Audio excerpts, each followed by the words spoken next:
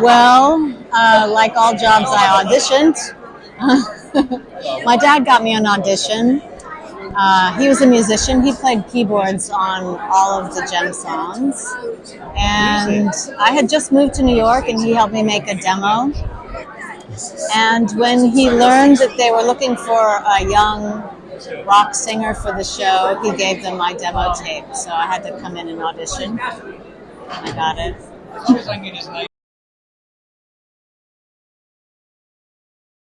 No, they cast me first, and they did all of the music in New York, and then they did all of the acting voices in Los Angeles, and I lived in New York then, so yeah.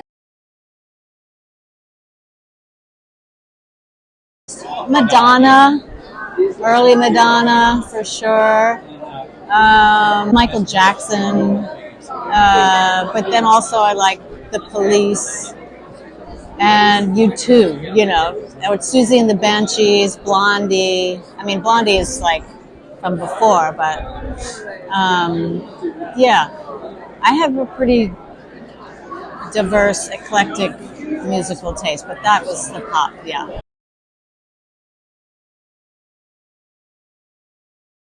They, Ford Kinder and Anne Bryant wrote the music. And I would come into the studio, Penny Lane Studios, and they would sit down at the piano. And, well, first, they would tell me about the episode. They would just, like, act it all out, tell me what was going on, all these crazy stuff. I was like, this is a kid's show? It's wild. And then there would be a song that had to do with the episode, and they would sit down at the piano and teach it to me. Because I didn't really read music. I could see where the notes are going up and down, but that's about it. And then they would just try to get me to hit the highest notes that I possibly could. And if I couldn't, sometimes I could not hit the high notes. And Ford would tell me to just hang my head upside down and let all the blood rush to my vocal cords.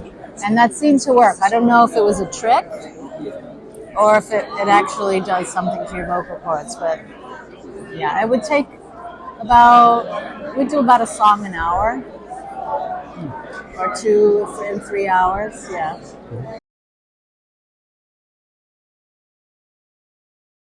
Well, back then I sang super high.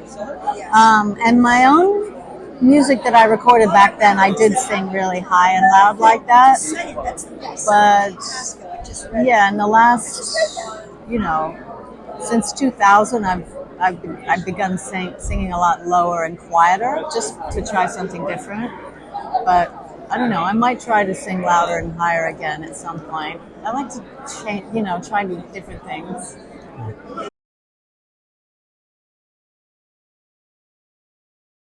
Well, that's the gift of having done this show, is that when I was doing it at the time, I was doing JEM.